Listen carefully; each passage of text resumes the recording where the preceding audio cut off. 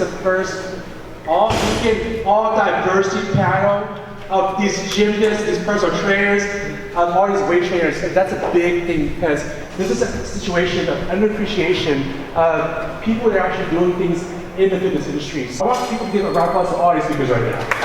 Yeah.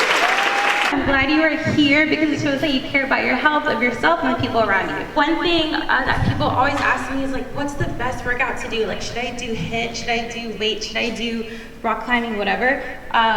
My piece of advice to all of you guys is do what makes you the happiest. When it comes to exercise, do what makes you the happiest because you don't want to view it as a chore. I teach dance fitness, so we're about to move our bodies a little bit. Can we all do that? You want us? No, yeah. I'm not. Touch, step, touch. Walk it forward.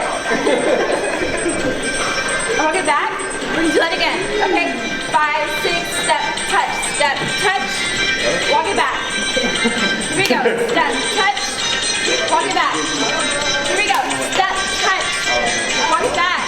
Even harder. Bring your arms up to the sky. If you want to make it even more hard,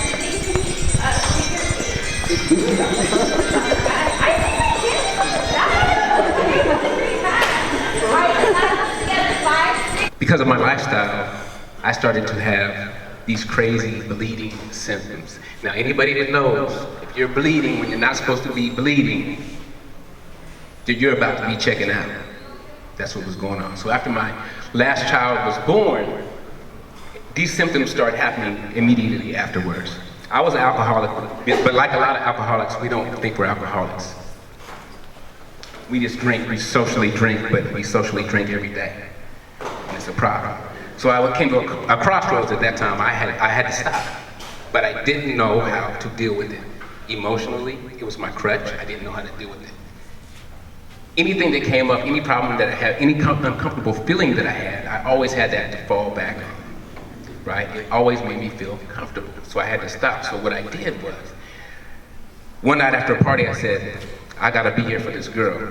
But it made me look at myself like, do you wanna be here and live your purpose, or do you wanna check out? This is your only option right now, because if you continue, even for a little while, you're gonna be out of here. So I said, I gotta deal with this. So I looked up meditation. I sat down. Now, anybody that knows about meditation knows how powerful it is. I'm talking about God yourself.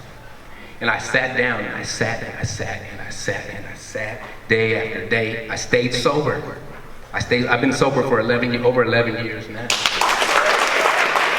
It's 5 weeks later, I'm in a bodybuilding competition with people half my age. I'm about to be 50 years old in 1 month. And I was going up against 20-something-year-olds, and I did well. And then next year I got my pro card. And then next year I got a pro card from another federation. And last year I got another pro card. So I'm a 3 times pro physique bodybuilder now. But that's not really important because it's just a physical thing. It's not important, it's superficial. I'm gonna tell you right now, focusing on your inside and making yourself a better human being might not give you muscles, and it might not change your features, but it's gonna make you a more beautiful person. I promise you. The premise that I want to talk to y'all about is my story when it comes to being a single mother and how taking care of myself was the most important decision I ever made for my health and for my daughter. In my family, I come from a southern roots, you know, pork is the flavor in everything, right? And that is what formulated my childhood, Anaya.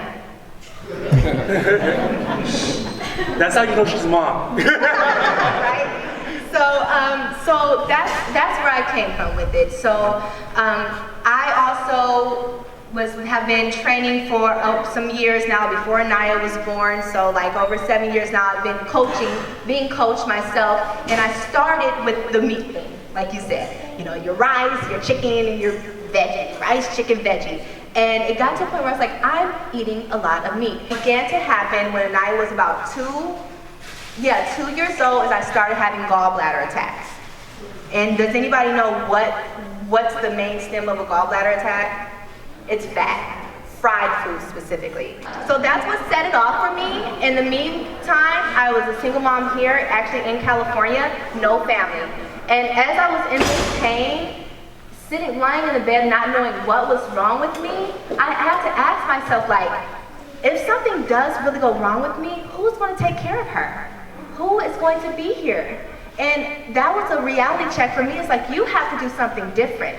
Because if you're not well, then this situation is not going to work. And that's where I decided to tighten up and be more strict about what I needed to do. Learn how to actually use a plant-based diet for my benefit. Not only do I enjoy it, I have more fun in the kitchen because I never enjoyed cooking.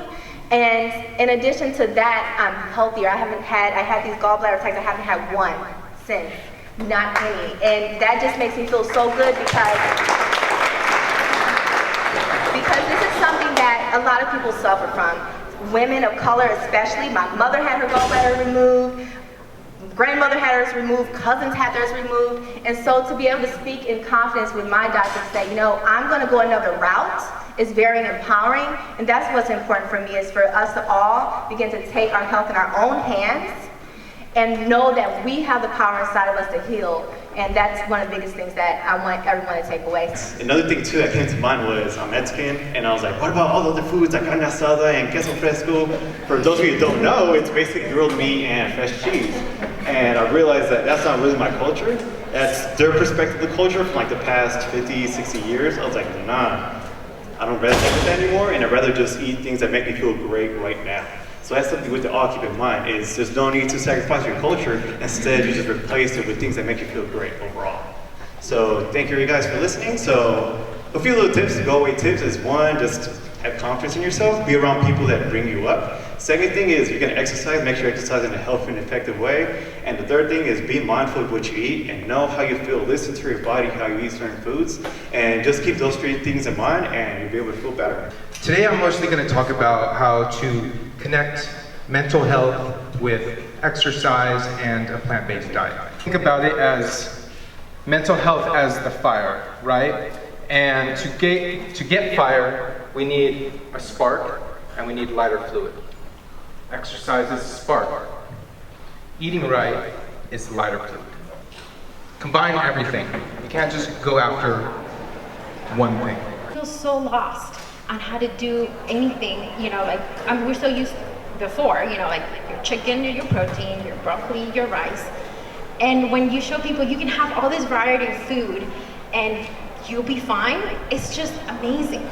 So I want to thank Alex and everyone here for giving me the opportunity to share this with you guys and tell you that whether, you know, you're like trying to transition just for one time and just trying it out, or like you really want to make this gradual like I did, you can do it. Thanks for being a part of this talk. After this speech, I would really love for you guys to contact everyone personally, talk to them, let them know how you feel and what kind of context you want. So thank you for being part of this panel. I love you all.